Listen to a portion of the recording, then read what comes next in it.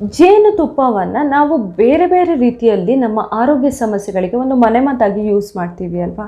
ಬೇರೆ ಬೇರೆ ರೀತಿಯಲ್ಲಿ ಕೂಡ ತುಂಬ ಜನ ಯೂಸ್ ಮಾಡ್ತಾರೆ. ಆದರೆ ನಾವು ಮಲಗೋಕೆ ಮುಂಚೆ 1 ಸ್ಪೂನ್ ಜೇನುತುಪ್ಪವನ್ನು ಕನ್ಸ್ಯೂಮ್ ಮಾಡೋದ್ರಿಂದ ಅಥವಾ ಯಾವುದೇ ರೀತಿಯಲ್ಲಿ ನಾವು ಬಳಸೋದ್ರಿಂದ ನಮಗೆ ಯಾವ ರೀತಿಯಲ್ಲಿ ಹೆಲ್ಪ್ ಆಗುತ್ತೆ, ಯಾವ್ಯಾವ ಆರೋಗ್ಯ ಸಮಸ್ಯೆಗಳಿಂದ ನಾವು ದೂರ ಇರಬಹುದು ಅನ್ನೋದನ್ನು ಇವತ್ತಿನ ವಿಡಿಯೋದಲ್ಲಿ ಹೇಳ್ತಾ ಇದ್ದೀನಿ. ಆದರೆ ಒಂದು ಇಂಪಾರ್ಟೆಂಟ್ ಪಾಯಿಂಟ್ ನಾವು ಯಾವಾಗಲೂ ನೆನಪಿಟ್ಕೊಳ್ಬೇಕಾಗಿದ್ದು ಅಂತ ಹೇಳಿದರೆ, ಜೇನುತುಪ್ಪವನ್ನು ಬಳಸುವಾಗ ಯಾವುದೇ ಬಿಸಿ ಪದಾರ್ಥದ ಜೊತೆ ಜೇನುತುಪ್ಪವನ್ನು ಮಿಕ್ಸ್ ಮಾಡಬಾರ್ದು ಅಥವಾ ಜೇನುತುಪ್ಪ ಹಾಕಿದ ಮೇಲೆ ಬಿಸಿ ಕೂಡ ಮಾಡಬಾರ್ದು. ಸೊ ಯಾವುದೇ ರೀತಿಯ ಮನೆಮದ್ದು ಮಾಡೋದಿದ್ರು ನಾವು ಇದನ್ನು ತುಂಬ ನೆನಪಲ್ಲಿ ಇಟ್ಕೊಳ್ಬೇಕು. ಮೊದಲನೇದು, ನಮ್ಮ ನಿದ್ರಾಹೀನತೆಯನ್ನು ದೂರ ಇಡೋಕ್ಕೆ ಕೂಡ ಈ ಜೇನುತುಪ್ಪ ಹೆಲ್ಪ್ ಮಾಡುತ್ತೆ. ಮಲಗುವ ಮುಂಚೆ ಪ್ರತಿದಿನ 1 ಲೋಟ ಆಗುವಷ್ಟು ಬೆಚ್ಚಗಿನ ಹಾಲಿಗೆ, ಜಸ್ಟ್ ಉಗುರು ಬೆಚ್ಚಗಿನ ಹಾಲಿಗೆ 1 ಸ್ಪೂನ್ ಆಗುವಷ್ಟು ಜೇನುತುಪ್ಪ ಹಾಕ್ಕೊಂಡು ಕುಡಿಯೋದ್ರಿಂದ ನಿದ್ದೆ ತುಂಬ ಚೆನ್ನಾಗಿ ಬರುತ್ತೆ. ಹಾಗೆಯೇ ನಿದ್ರಾಹೀನತೆ ಸಮಸ್ಯೆ ಯಾರಿಗೆ ಇರುತ್ತೆ ಅವರು ಪ್ರತಿದಿನ ಈ ಥರ ಮಾಡೋದ್ರಿಂದ ಆ ನಿದ್ರಾಹೀನತೆ ಸಮಸ್ಯೆಯಿಂದ ದೂರ ಇರಬಹುದು. ನಾರ್ಮಲಿ ಇತ್ತೀಚಿನ ದಿನಗಳಲ್ಲಿ ನಮಗೆಲ್ಲ ಗೊತ್ತಾಗ್ತಾ ಇರೋದೇನಂತ ಹೇಳಿದರೆ, ರೋಗ ನಿರೋಧಕ ಶಕ್ತಿ ಅನ್ನೋದು ನಮಗೆ ಎಷ್ಟೊಂದು ಇಂಪಾರ್ಟೆಂಟ್ ಅಂತ ಹೇಳಿ.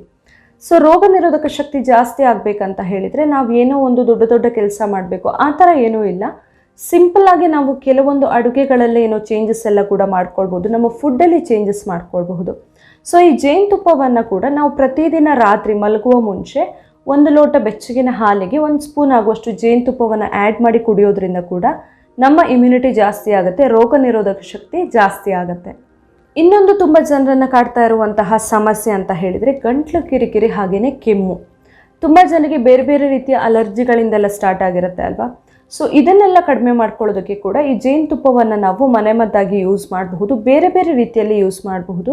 ಒಂದು ಸಿಂಪಲ್ ಮೆಥಡ್ ಅಂತ ಹೇಳಿದರೆ, ಬೆಚ್ಚಗಿನ ನೀರಿಗೆ 1 ಸ್ಪೂನ್ ಆಗುವಷ್ಟು ಜೇನುತುಪ್ಪವನ್ನು ಮಿಕ್ಸ್ ಮಾಡಿಕೊಂಡು ಪ್ರತಿದಿನ ಕುಡಿಯೋದು. ಇದರಿಂದ ಗಂಟ್ಲು ಕಿರಿಕಿರಿ ಮತ್ತು ಕೆಮ್ಮು ಎಲ್ಲ ಬೇಗನೆ ಕಡಿಮೆ ಆಗುತ್ತೆ.